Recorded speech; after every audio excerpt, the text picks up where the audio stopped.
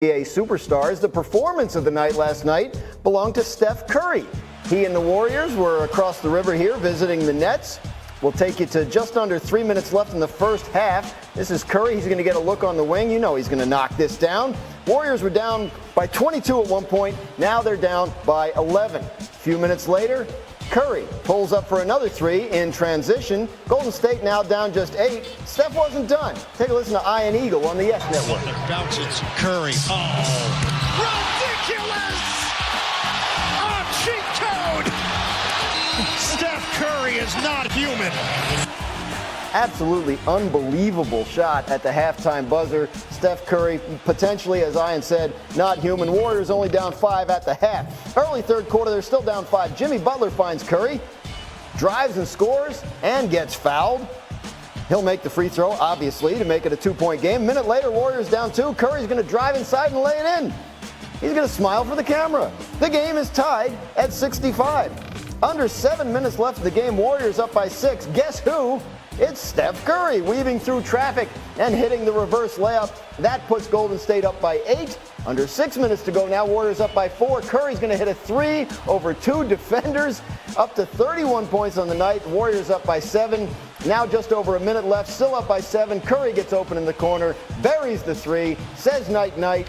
Draymond says night-night. Curry had 40. Warriors win 121-119. Nobody has enjoyed the Jimmy Butler arrival in Golden State more than Curry has. Since the trade, he's averaging almost 8 more points per game and shooting 8% better from the field. And in those 12 games, Curry has dropped 30 points 5 times. So, Bobby Marks, how dangerous is this rejuvenated Warriors team with Curry playing like this? Yeah, I mean, the Jimmy Butler trade, it's basically woken up a sleeping giant in Stephen Curry here. I'm not ready to put them up there where Oklahoma City is and where the Lakers are and certainly Denver. But where they've come from, where they were at the 10th seed, and now they're at 6th right now, they will be dangerous in the first round here. I think it's all about positioning. Can they get to 5? They're at 3 games behind right now. And we haven't even talked about Jonathan Kuminga. Right, he could be the X factor down the stretch here. Kuminga's been out with this injury. If they can get him back in this lineup. Yeah, they have plenty, Monica, especially with Jimmy Butler. But does Steph need to play like this for them to be a legit title contender? Does he have to have a game like this every night? 40-piece? I don't know about a 40-piece, but he got to be lights out from behind the three-point line. Look, Steph is the engine. Steph is the guy that's got to keep this thing on track. He's got to take it over the hump, if you want to go with that analogy. Jimmy Butler has made an impact that is undeniable. Since the trade, the Warriors offense is top 5 in offensive and defensive efficiency, and that is the Jimmy Butler impact. However, in order for this thing to work, Jimmy Butler and Stephen Curry have to play for one another in that, well, not necessarily for one another, but their games complement one another, which means Steph got to be hitting threes so that Jimmy can operate in the paint and get to the free throw line and vice versa. So, yeah, Stephen Curry is an integral part of this. What I think is unique, though, can he sustain 40 pieces? I don't know about straight up 40 pieces, but I do think he can continue to play this well down the stretch because I have tremendous respect for the urgency of this moment. And the Warriors have not made any qualms about being honest about wanting to maximize the time they have left with Green, Curry, and now Butler. All right, Monica and Bobby, stay close. I want to talk to you in a little bit about tomorrow night's big Lakers. Wow, this one as advertised. LeBron James with time. LBJ. He splits the double. He's fouled. And it goes. Jalen Brunson and 1. Put another 5 on the clock. Doncic over 10. Oh, my! Luka Doncic. Los Angeles Lakers have won their 8th straight. 12-2 since the arrival of Luka Doncic. What a run the Lakers are on.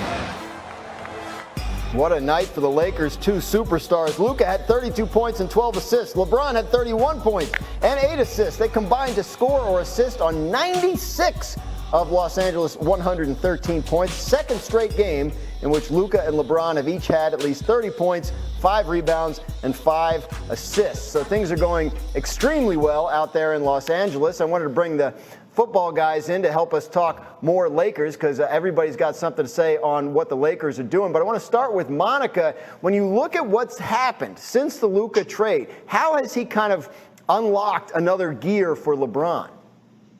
He's allowed LeBron to play freely off the ball, Graz, and it is a sight to behold. Listen, when Luka played his first game in a Laker uniform, we all heard the sound. Don't fit in, fit out. Some adjective descriptors in that phrase. LeBron James was 100% sincere about that.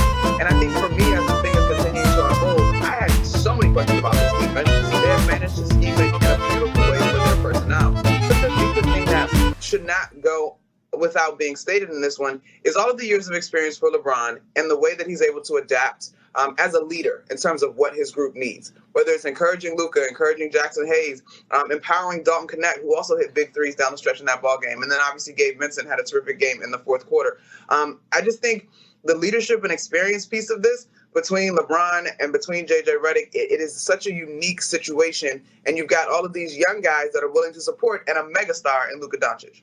Yeah, talk about experience, though. I mean, another unique situation, Bobby, is to see this performance at this stage of a season from a guy who's 40 years old. What are you seeing when you watch LeBron play right now at an age where most guys, can't do this anymore?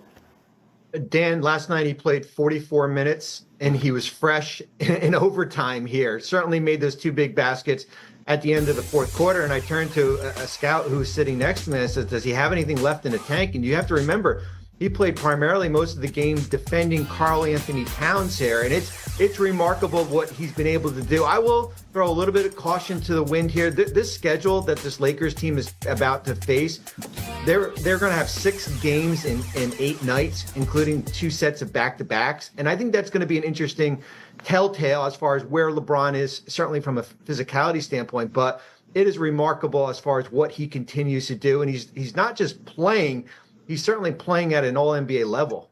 Yeah, it's unbelievable what he's doing. J-Mac, you played with Tom Brady in New England when he was 40 or beyond and still winning titles. What do you make of this when you see this happening? What does this tell you about the guy? I think from a physical standpoint, it talks about the obsession and the sacrifice to play at such a high level that both of these guys have had to go through. We talked about in the last hour about almost being a psychopath of the details to be able to perform at that level.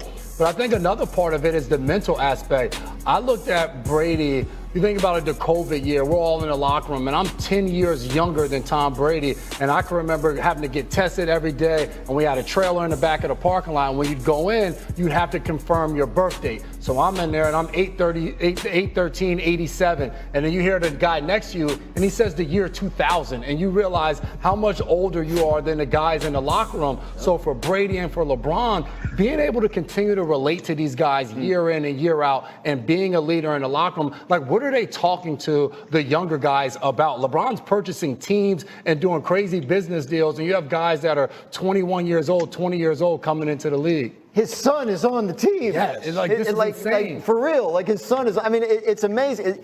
LeBron James, I always say, like one of the rare things in sports or the world, lived up to the hype and more. Like he was supposed to be like the greatest player of all time, and he's still doing this at 40 years old. What do you make of it? So I'll go to the physical, the diet, the training, the money spent on his body. That also says that you're committed to your craft. And you said a key word, sacrifice, right? That's sacrificing a lot. And sometimes family plays a part in that too, right? Because in order for you to be this great for this long, your family sometimes have to take a back seat. You want to know who I learned that from? Tony Gonzalez. And that's one of the greatest players to ever play the game of football at one of the highest levels. I would also say this.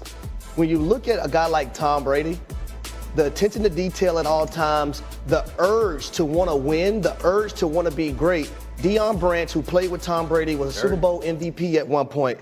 I remember asking him, I said, hey, man, what did Tom do to make you step up your game? And he was like, it's not what Tom did. It's the way Tom carried himself every single day that made you not want to let Tom down and make you want to up your game. So just that presence of a guy like that, and LeBron has that same cachet. My brother playing with him, Tony Douglas down in Miami, just the attention to detail, the excessive communication at all times to make sure that everyone was on the same page. So unbelievable by both guys, and I'm going to tell everyone listening right now, embrace what we're seeing from LeBron James. Yeah. Embrace it. No doubt. Absolutely. Monica, I mean, you talk about the experience. Yeah, go on. Go ahead.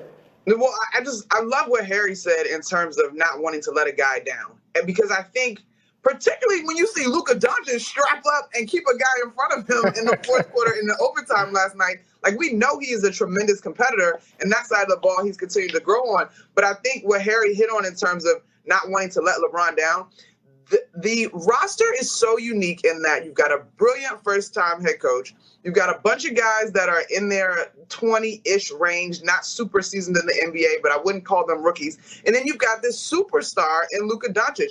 But all have been able to pull in the right direction, and that is because of the presence and the impact of LeBron James, for sure. Bobby, put a button on this for us on the ageless wonder, LeBron James. Well, here's the thing, Dan. I said this earlier in the week. When I was in Brooklyn in 2013, I remember after the season, we sat around the conference table and we had a discussion. This is when LeBron was in Miami. And we said, how long do we think LeBron can play at an MVP level? And the consensus was 2 to 3 years. Dan, that was 2013. That was 12 years ago, Bobby. And you look at what he's been able to do right now. Unbelievable. It really is. I think Harry put it very well. Let's savor it. Let's enjoy this. And I mean, just